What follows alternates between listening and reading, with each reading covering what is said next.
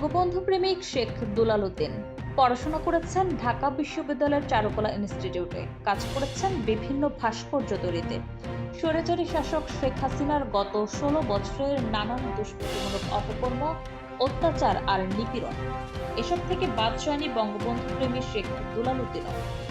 বছরখানেক আগে তার ফরিদপুরের বসত বাড়ি ও ব্যবসা প্রতিষ্ঠান দখল করে তাকে এলাকা ছাড়তে বাধ্য করে আওয়ামী লীগের লাঠিয়াল বাহিনী।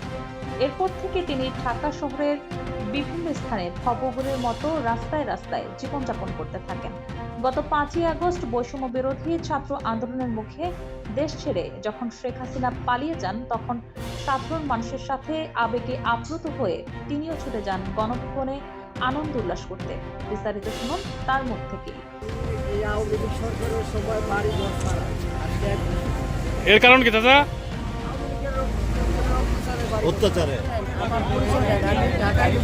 লেখাপড়া করছি ঢাকা ভার্সিটিতে, অনার্স মাস্টার্স করছি চারকোলা থেকে। আমি একজন ভাস্কর ছিলাম। আচ্ছা আচ্ছা। কথা বলছেন, আমি বঙ্গবন্ধুর অনেক ভাস্কর্য বানাইছি, কিন্তু আমার টাকা পয়সা আওয়ামী লীগ নিয়ে তারা বাইরে গেছে। আওয়ামী লীগ কারা মারছে আপনার টাকা? জীবন দেবনাথ, ফরিদপুরের খন্দকার মোশাররফ। আপনার নাম কি? আমার নাম ভাস্কর দুলাল উদ্দিন। শেখ দুলাল উদ্দিন। জি জি জি।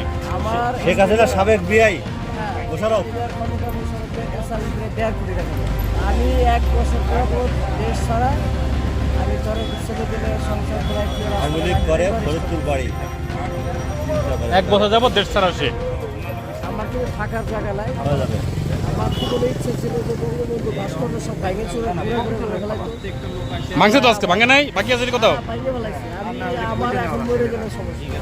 আপনি মরবেন কেন? আপনি আমাদের পথ দেখাবেন না? আপনি সিনিয়র মানুষ। আপনি সেটা ছোট দোয়া করছি, ও পতন না হওয়া পর্যন্ত ওদের আমার মরণ। শেখ হাসিনা যে অত্যাচার এই দেশে করেছে, সকালবেলা 10 টাকা, বিকেলবেলায় গেছে 20 টাকা। কে নিছে এগুলো? 10 টাকা 20 টাকা?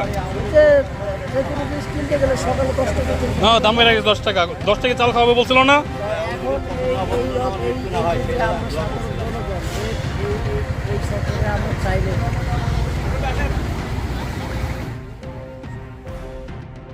নিরাপত্তা কর্মকর্তাদের অনুরোধে ভিডিওটি করা আর সম্ভব হয়নি। তবে মনে হচ্ছিল তিনি এতদিন মানসিক কষ্টে দিন কাটাচ্ছিলেন, আর এখন যেন তিনি নিজেকে স্বাধীন মনে করছেন। কে জানে এমন আরও কত মানুষ এই সরকারের কারণে এতদিন কষ্টে ছিল। ধন্যবাদ সবাইকে।